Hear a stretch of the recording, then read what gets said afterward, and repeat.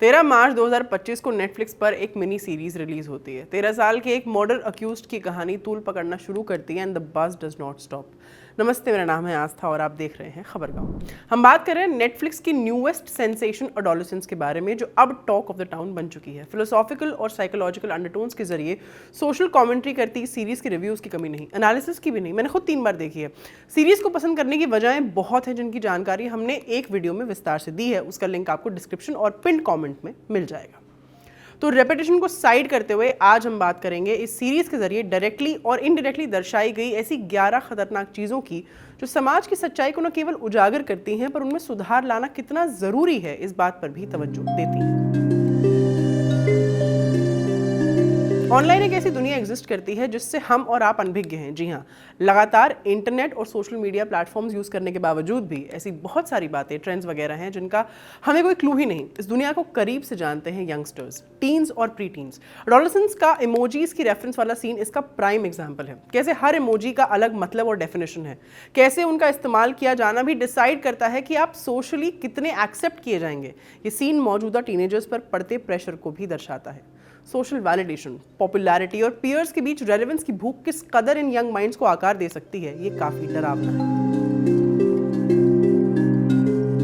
कुछ लोगों को भले ही भारी संख्या में लोग टॉक्सिक कह दें, उनके क्रिएट किए गए कंटेंट या कहीं बातों को प्रॉब्लमैटिक या आपत्तिजनक बता दें, पर उनकी फॉलोइंग में खासा फर्क नहीं आता, क्योंकि इन्हें फॉलो कर रहे होते हैं यंगस्टर्स जिनकी सोच को गढ़ना मुश्किल नहीं, खासतौर पर तब जब ये बात कोई बेहद अमीर और पॉपुलर आदमी कह रहा हो। कैम गर्ल्स बिजनेस से अपना $1 मिलियन एम्पायर खड़ा करने वाले एंड्रयू टेट इसका एक एप्ट एग्जाम्पल है। इस बिजनेस के बारे में भी जान लीजिए। ये एक ऑनलाइन एडल्ट इंडस्ट्री है जिसमें लड़कियां लाइव वेब कैम पर अमूमन न्यूड या सेमी न्यूड हो परफॉर्म करती हैं और व्यूअर्स उन्हें देखने के लिए पैसे देते हैं। टेट द्वारा कही बातें चाहे कितनी ही प्रॉब्लमैटिक और टॉक्सिक व्यवहार को प्रमोट करने वाली क्यों ना हो, उसके फॉलोअर्स में कमी नहीं आती, क्योंकि उन सब बातों को उसकी बेशुमार दौलत जस्टिफाई सा कर देती है। शायद यही वजह है कि शो में भी एंड्रयू टेट का रेफरेंस आता है। एंड्रयू टेट की बात हम कर ही रहे थे तो मिसोजिनी का मुद्दा उठना तो लाजमी था। मिसोजिनी का मतलब होता है स्त्री विरोधी सोच।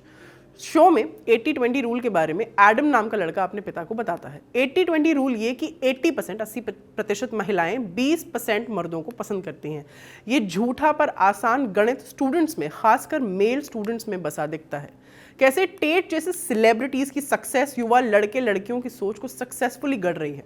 उस आदमी की सक्सेस का लेना देना इलीगल एक्टिविटीज से है। ये फैक्ट यंगस्टर्स पर किसी तरह का असर नहीं डालता दिखता। अगर ये डरावना नहीं तो और क्या है? क्योंकि टेट की फॉलोइंग बड़ी है तो उसकी कई बातें भी सीरियसली ली जाती होंगी, ये भी सीरीज आपको दिखाती है। पूरे स्कूल में एक लड़की की न्यूड फोटोज जानबूझकर सर्कुलेट किया जाना, 80-20 रूल को सीरियसली लेते यंग लड़के महिलाओं को ऑब्जेक्टिफाई करने को लेकर कैजुअल एटीट्यूड वगैरह इस एस्पेक्ट को और स्ट्रांगली पेश करता है।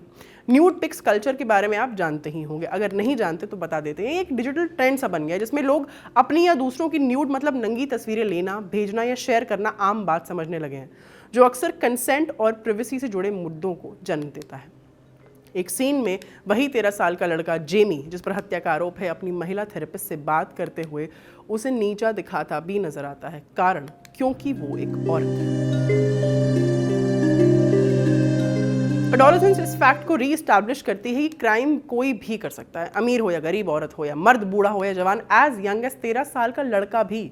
ये समझना जरूरी है कि इतनी कम उम्र में ये क्राइम्स क्यों होते हैं। इनमें सोशल मीडिया के जरिए मिलती वैलिडेशन और ट्रोलिंग दोनों ही स्कैरी एस्पेक्ट्स हैं। ऑनलाइन मिलने वाली वैलिडेशन के लिए कुछ भी करते हैं यंगस्टर्स, और ट्रोलिंग से बचने के लिए भी। बतौर इंडियन व्यूअर एक और चीज आपको स्ट्रांगली हिट करेगी, पुलिस का बर्ताव आरोपी और उसके परिवार के साथ। बहुत से इंडियन व्यूअर्स को ब्रिटिश पुलिस का बर्ताव सिंपल, रिस्पेक्टफुल और शॉकिंग भी लग सकता है, क्योंकि अपने यहाँ ऐसा नहीं होता। भारतीय पुलिस जिस तरह अंडर एज क्रिमिनल से डील करती है, ब्रिटिश पुलिस से उस तरीके और बर्ताव की तुलना आपको ये सोचने पर मजबूर करेगी कि क्या अपने देश में बच्चों द्वारा किए गए क्राइम्स सीरियसली लिए भी जाते हैं। सीरीज में इंसेल कल्चर, प्रोनाउंस की बहस और युवाओं में बढ़ते नशे की लत जैसे संवेदनशील मुद्दों को दिखाया गया है। इंसेल कल्चर समझते हैं? अगर नहीं तो बताते हैं। एक ऑनलाइन कम्युनिटी जिसमें वो पुरुष या लड़के शामिल होते हैं जो खुद को रोमांटिक या सेक्सुअल रिलेशन एस्टैब्लिश करने में असफल मानते हैं। कई इंसेल्स महिलाओं को इसकी वजह मानते हैं और समाज के प्रति गुस्सा और कड़वाहट महसूस करते हैं। ये कम्युनिटी अक्सर महिलाओं, चैड्स को, पुरुषों के जो आकर्षक वर्ग को हम चैड्स बुलाते हैं, उनको डेटिंग कल्चर के खिलाफ भी नफरत फैलाती दिखती है। कुछ मामलों में ये कट्टरपंथी विचारधारा हिंसक घटनाओं से भी जुड़ी रहती है। यही एडोलेसेंस में भी देखने को मिलता है। ये दिखाता है कि ऑनलाइन प्लेटफॉर्म्स पर नफरत भरी विचारधाराएं कमजोर दिमागों को किस कदर प्रभावित कर सकती हैं और उन्हें हिंसा या वायलेंस की ओर धकेल सकती हैं। आफ्टर ऑल, जेमी ने भी तो ऑनलाइन मिसोजिनिस्टिक माने महिला विरोधी कंटेंट देखने और साइबर बुलिंग का शिकार होने के बाद मर्डर किया था। एडोलेसेंस में आज की पीढ़ी के नार्सिसिज्म मतलब आत्ममुग्धता को गहराई से दिखाया गया है, जो सिर्फ सेल्फ लव माने आत्म प्रेम तक लिमिटेड नहीं है, बल्कि ध्यान आकर्षित करने, सोशल मीडिया पर वैलिडेशन और खुद को बेस्ट साबित करने की मानसिकता तक जाता है। ये सब असल जिंदगी में भी तो देखने को मिलता है। लोग हर समय ऑनलाइन ध्यान पाने की चाह में अपनी इमेज को बार बार गढ़ते रहते हैं, भले ही वो नकली ही क्यों ना हो। कितने ही यंगस्टर्स खुद को बाकी लोगों से बेहतर मानते हैं और क्रिटिसिज्म सहन नहीं कर पाते। मौजूदा वक्त में संबंधों में स्वार्थ भी देखने को मिलता है। दोस्ती और रिश्ते भी सतही हो गए हैं, जहां सहानुभूति से ज़्यादा खुद की अहमियत होती है। सीरीज में ये दिखाया गया है कि आजकल नार्सिसिज्म सिर्फ आत्म प्रेम या सेल्फ लव नहीं, बल्कि एक खतरनाक हद तक बढ़ता हुआ स्वार्थ बन चुका है।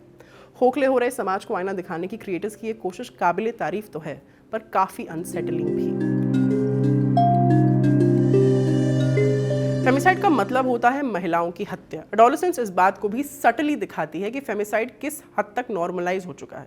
सीरीज में महिलाओं के खिलाफ हत्या माने फेमिसाइड को एक सामान्य रूप में दिखाया गया है, जहां सोसाइटी में महिलाओं के प्रति हिंसा को नॉर्मल माना जाता है। इस सीरीज के 4 एपिसोड में कई बार जेमी ये कहता हुआ दिखता है, I haven't done anything wrong, मतलब मैंने कुछ गलत नहीं किया। इनफैक्ट वो अपनी थेरेपिस्ट से ये कहता हुआ भी दिखता है कि वो बहुत कुछ कर सकता था पर उसने नहीं किया, जैसे उसने कोई एहसान किया हो। न्यूड्स लीक हो जाने के बाद उस लड़की को शुक्रगुजार होना चाहिए था कि कोई उससे बात करने में इंटरेस्टेड है, पर उसने जेमी की दोस्ती ठुकरा दी। यहाँ पर एक छोटे लड़के में, एक बहुत छोटे लड़के में ईगो, गुस्सा और ठस भी दिखता है। ये दिखाता है कि कैसे कुछ पुरुषों की हानिकारक सोच और औरतों की जिंदगी के प्रति उनकी एपैथी या उदासीनता फेमिसाइड को बढ़ावा देती है।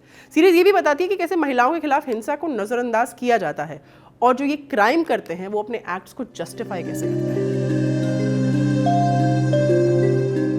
स्मार्टफोन्स किस कदर इंसेपरेबल हो गए हैं हमसे और हमें इसका भान तक नहीं। माँ बाप छोटे छोटे बच्चों के हाथों में फ़ोन थमा देते हैं without even giving a second thought कि ये उसके मानसिक, शारीरिक और बौद्धिक विकास के लिए कितना हानिकारक हो सकता है। फ़ोन से निकलने वाली ब्लू लाइट बच्चों की कॉग्निटिव स्किल्स, आंखों, फोकस आदि पर बुरा असर डालती है, जिसके चलते उन्हें बाद में पढ़ते समय ध्यान लगाने में खासा दिक्कत आ सकती है।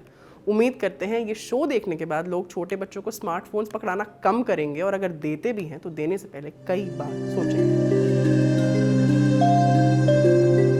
शो में दर्शाया गया है कि शाउटिंग यानी चिल्लाना नॉर्मल नहीं है, ये एक लर्नड ट्रेट है। मतलब ये कि व्यवहार सीखा जाता है देखकर, एक्सपीरियंसेस आदि से, जिसे लोग गुस्सा या हावी होने के लिए अपनाते हैं। वहीं एपैथी माने उदासीनता का सहारा लेते हैं अपनी गिल्ट को छुपाने के लिए। इस तरीके को भी सीरीज में दर्शाया गया है। इनका पिक्चराइजेशन और उससे जुड़े अंडरकरेंट्स जो एडोलेसेंस में दिखाए गए हैं, ये सब बताता है कि कैसे सोसाइटी में इन इमोशंस को एक डिफेंस की तरह इस्तेमाल किया जाता है। ये सब सुनने और खासकर सीरीज देखने के बाद मन में ये सवाल कौंधेगा कि स्कूल असल में कितने सेफ हैं स्टूडेंट्स के लिए। फोन इस्तेमाल करने पर रोक है, पर आए दिन स्कूल प्रीमाइसेस में ही यूनिफॉर्म में स्टूडेंट्स कंटेंट पोस्ट करते दिखाई देते हैं। इस पॉपुलैरिटी और क्विक फेम के पीछे भागते यंगस्टर्स को स्कूल सेफ्टी देते हैं या इजी टारगेट्स, चाहे वो तकरीबन 20 साल पहले हुआ 2006 का DPS MMS स्कैंडल हो या सोशल मीडिया पर पॉपुलर होते गन कल्चर के चलते यंगस्टर्स द्वारा किए गए recent crimes. They are all very very shocking. फ़र्क बस इतना है कि before the advent of social media ऐसे क्राइम्स रेगुलर नहीं थे। ये थी उन 11 शॉकिंग एस्पेक्ट्स की फहरिस्त जो हम आपसे साझा करना चाहते थे। इस वीडियो में इतना ही, अभी के लिए विदा लेती हूँ। अगर अब तक एडोलेसेंस नहीं देखी है तो प्लीज़ देख डालिए। अपनी राय कॉमेंट बॉक्स में हमारे साथ साझा ज़रूर कीजिएगा। कैमरा के पीछे हैं सर्वेश। खबर गाँव के साथ बने रहने के लिए बहुत बहुत धन्यवाद। शुक्रिया।